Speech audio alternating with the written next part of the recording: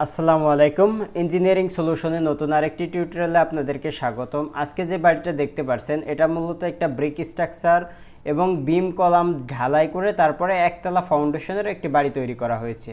তো এই বাড়ির বিস্তারিত আমরা জানাবো এবং এই বাড়ির যে প্ল্যানটা এই প্ল্যান সম্পর্কেও আপনাদেরকে পুরো আইডিয়া দিব। তো কোন রুম কত সাইজ সেটাও আমি আপনাদেরকে জানিয়ে দেব। তো এখন সম্পূর্ণ ভিডিও দেখলে আপনারা টোটাল রুমের সাইজ এবং আমরা কিভাবে করেছি এই বাড়িটি সে সম্পর্কে বিস্তারিত একটি আইডিয়া পেয়ে যাবেন এবং সেই অনুযায়ী আপনারা আপনাদের বাড়িটি তৈরি করতে পারবেন। তো এটা হলো আমাদের মূল বাড়িটি। এই বাড়িটির আপনার দেখতে পাচ্ছেন এখানে মূলত সামনে সিঁড়ি আছে এক সাইডে এবং বা সোজা যে আপনার যেই উঠার আমাদের সামনে সিঁড়ি এবং এখানে একটা স্পেস আছে, এই স্পেসটা ওপেন স্পেস এবং এখান থেকে আপনি সিঁড়িতে চলে যাচ্ছেন বামে এবং সোজা গেলে আপনার গেট। তো এখানে আমাদের দেখতে পাচ্ছেন এখানে একটা টয়লেট রুম আছে, তারপরে আপনার কিচেন আছে। এই যে এইখানে যে জানলাটা দেখছেন মূলত এই জায়গায় ডাইনিং টেবিল। আমরা একটু প্ল্যানে যদি একটু ভালো করে দেখি তাহলে দেখতে পারবেন যে এখানে মূলত আমরা একটা স্পেস রাখছি এবং তারপরে সিঁড়ি বাম পাশে এবং তারপরে ডাইনিং টেবিল এবং এখানে কিচেন এবং টয়লেট। তো আপনার এখানে আর একটা দুইটা রুম আছে। তো দুইটা রুমের এখানে আমরা কিন্তু দুইটা আবার অ্যাটাচ টয়লেট দিয়েছি। আপনারা চাইলে এই দুইটা টয়লেট নাও দিতে পারেন, অনেকের ক্ষেত্রে দুই টয়লেট দেয় না, আবার অনেকে এই দুই টয়লেট দিচ্ছে।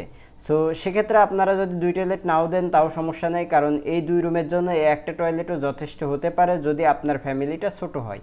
তো এটা হলো স্ট্যান্ডার্ড কোয়ালিটির এবং এটাও আপনি দিতে পারবেন। তো আপনার এই হলো প্ল্যানের অবস্থা এবং আমাদের এই হলো 3D। তো আপনার এই 3D অনুযায়ী যখন আপনি ওই প্ল্যান অনুযায়ী কাজ করবেন তখন আপনাদের একটা বিষয় লক্ষ্য করুন যে এখানে কিন্তু ব্রিক স্ট্রাকচারের আপনার শুধু বিম কলাম করে তারপরে ব্রিক স্ট্রাকচার দাঁড়ান করানো হয়েছে।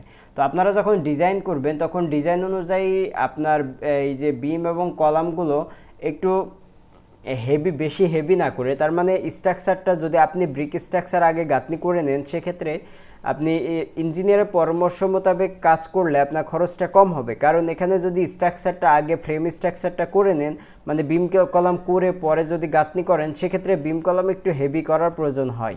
এবং যদি চান যে না আমি বিম কলাম আগে করব না, আগে আপনি স্ট্রাকচার একটা ডিটেলিং ডিজাইন নেবেন এবং সেই ডিটেলিং ডিজাইন অনুযায়ী আপনি কাজ করবেন, তাহলে আপনারা এই ডিটেলিং অনুযায়ী আপনার এই প্ল্যানটা করতে পারবেন। তো আপনাদের প্রত্যেকটা রুমের সাইজ আমি এখানে ইউটিউবে বলে দিচ্ছি। আমাদের যে এই প্রথমে উঠে এখানে দেখতে পাচ্ছেন এইদিকে 7 ফিট জায়গা আছে আর এইদিকে আপনার জায়গা হিসাবে আপনার বিভাজন করে দেওয়া হবে। এবং এই যেখানে যে কিচেনটি দেখছেন এটা 6 ফিট বাই 7 ফিট কিচেন এবং এখানে 4 ফিট বাই 6 ফিট টয়লেট আছে।